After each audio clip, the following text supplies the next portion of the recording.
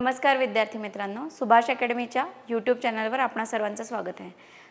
आपण UPSC prelims 2026 साठी mentorship batch घेणार आहोत.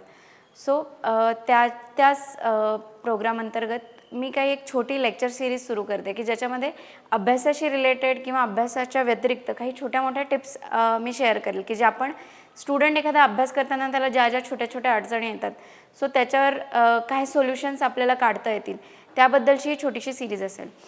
आज आपण जेव्हा पण आपण UPSCचा प्रिलिम्सचा अभ्यास सुरू करायचा मी असं म्हटलं की ज्यांची ऑलरेडी प्रिलिम्स निघाली नाही आहे त्यांनी डिसेंबर 1 पासून कंपल्सरीली प्रिलिम्सचा अभ्यास सुरुवात करायला पाहिजे. पण सुरुवात करायचं म्हणजे नेमकं काय करायचं की बाबा पॉलिटी उचलला, जिओग्राफी उचलला, एक टाइम टेबल घेतला आणि सगळं अभ्यासाला सुरू केला. हे जनरली वर्क होत नाही. काही जणांचं होतही असेल, पण जनरली अशा ॲटिट्यूडने गेलं तर ती खूप हॅफॅझार्ड पद्धतीने प्रिपरेशन होते. त्याच्यासाठी एक प्रिपरेशनला आपण एक स्ट्रक्चर आखून घेतलं पाहिजे की या चौकटीच्या बाहेर मोस्टली मी जाणार नाही. जेव्हा ही चौकट माझी कंप्लीट झाली तेव्हा मी ती ब्रॉडन करेल, पण पहिले ती चौकट आखायला पाहिजे. अदरवाईज रिसोर्सेस इनफायनाईट आहेत, यूट्यूब चॅनल्स इनफायनाईट आहे आणि सगळ्या गोष्टी म्हणजे नॉलेज या काळात सगळं इनफायनाईट आहे. बट प्रिलिम्ससाठी आपल्याला वेळ फायनाईट आहे, त्यानंतर आपली कॅपॅसिटी पण फायनाईट आहे की आपण इतका अभ्यास करू शकतो. असं नाही की 24 तास दिले दिवसाचे तर 25 तासपर्यंत मी तेवढे रिसोर्सेस घेईल की मला 25 तास लागतील.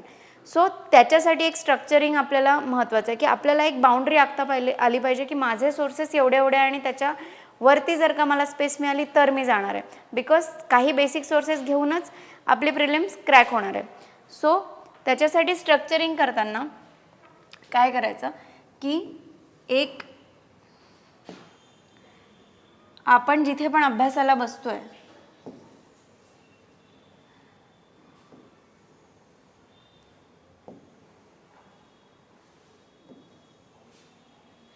अशा पद्धतीने, म्हणजे इथे मी काढून दाखवलं तरी अशा पद्धतीने किंवा तुम्हाला जितके तुमचे सब्जेक्ट्स असतील त्याच्यानुसार, तसं तर बेसिक नॉर्मल 3 जेवढे सब्जेक्ट आहेत तेवढे 8 ते 9 सब्जेक्ट आहेत आपले, म्हणजे टेस्ट सिरीज आणि करंट अफेअर्स धरून. मी याच्यात मुद्दाम थोडंसं एक्स्ट्रा ॲड केलेलं आहे बिकॉज बाकीचे काही वेगळे सब्जेक्ट्स ॲड करायचे असतील तर तसे करता येतील मिसलेनियस टॉपिक्समध्ये. मेन आपले टॉपिक्स कुठले असतात? हिस्ट्री झाला, जिओग्राफी, पॉलिटी,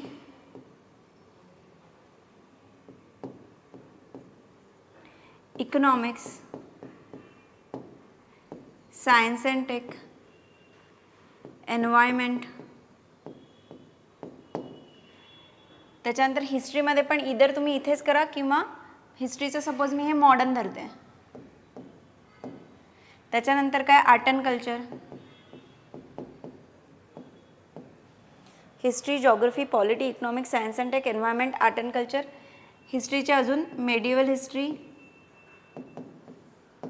एन्शियंट हिस्ट्री. त्याच्यानंतर एक तर अजून आपण काय करत असतो? करंट अफेअर्सचा अभ्यास करत असतो. त्याच्यामुळे करंट अफेअर्स,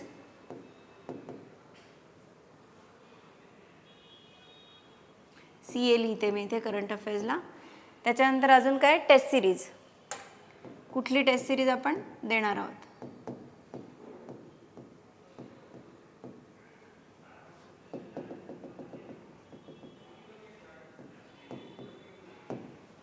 आणि अजून मिसलेनियस काही एखादे टॉपिक्स जर का आपल्याला ॲड करायचे असतील तर ते.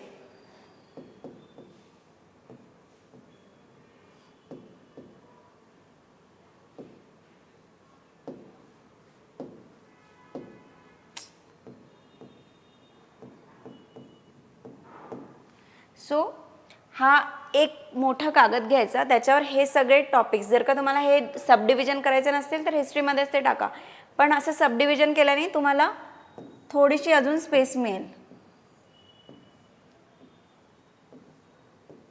त्याच्यानंतर काय करायचं? जसं मी म्हणाले की प्रायमरी सोर्सेस. आता हे सगळे सब्जेक्ट्स मी लिहिले. जिओग्राफीसाठी बाबा माझं NCERTचे मी काही बुक करणार आहे, ते लिहून टाकले. NCERTचं 11th बुक फिजिकल आणि इंडियन जिओग्राफी. त्याच्यानंतर पॉलिटीसाठी लक्ष्मीकांत. हे मी जनरल सांगते. इकॉनॉमिक्ससाठी कोणी मी शंकर वापरत होती किंवा कोणी दुसरं काही वापरत असेल, विवेक सिंग वापरत असेल, विवेक सिंगचं बुक.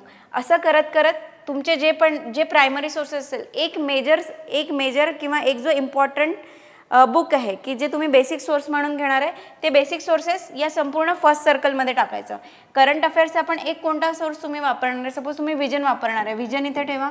त्यानंतर टेस्ट सिरीज कुठली तरी एक टेस्ट सिरीज तुम्हाला कंपल्सरी द्यायचीच आहे, कंप्लीट फ्रॉम म्हणजे first paper two end paper. So ती टेस्ट सिरीज 1. ठीक आहे. त्याच्यानंतर हा सर्कल तुमचं कंप्लीट होईल की तुमचे प्रायमरी सोर्स इथे बांधले गेले. जोपर्यंत प्रायमरी सोर्सेसमधलं माझं कंप्लीट होत नाही, म्हणजे ही तर टेस्ट सिरीज चालू राहणार आहे, त्याच्यासोबत पण आपण देऊ शकतो. पण ही टेस्ट सिरीज पहिले माझी होते की नाही टाईम टेबल वाईज ते बघायचं, आणि त्याच्यानंतर जर का स्पेस मिळत असेल तर दुसरी एक टेस्ट सिरीज घ्यायची.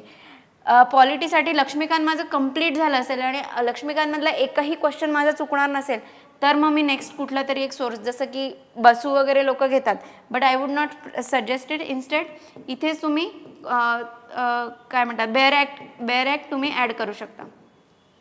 सो हे झालं आणि बेसिक हे सोर्सेस आपले खूप पाठ झाले, इतके पाठ की त्यातून आलेला एकही क्वेश्चन चुकत नाही आहे. त्यावेळेला इथे जे एक्स्ट्रा सोर्सेस, जसे कारण खूप फ्लडिंग होत असतं की अरे यावर्षी तर या बुकमधनं क्वेश्चन्स आले होते, यावर्षी तर त्या बुकमधनं क्वेश्चन आले होते, हे जर का झाले आपले खूप व्यवस्थित, त्याच्यानंतरच नेक्स्ट बुक तुम्ही वाचायला घ्या. आणि ते पण मग म्हणजे काय होईल की ह्या बुकमधनं तुमचं ऑलरेडी सगळं पाठ झालेलं असल्यामुळे त्या बुकमधल्या त्या गोष्टी परत तिथे वाचायचं नाही की फंडामेंटल राईट्स इथे मी वाचले आणि परत मी इथे फंडामेंटल राईट्स वाचतोय. नाही, फंडामेंटल राईट्सच्या सेक्शनमध्ये आर्टिकल 18 जसंच्या तसं इथे पण दिलं असेल, या पण बुकमध्ये दिलेलं असेल, पण ते न वाचता त्याच्या व्यतिरिक्त काही दिसतंय का हे क्विकली आपल्याला स्कॅन करायचं आहे. आणि हा अशा प्रकारे तुमचा सेकंड सर्कल कंप्लीट होईल.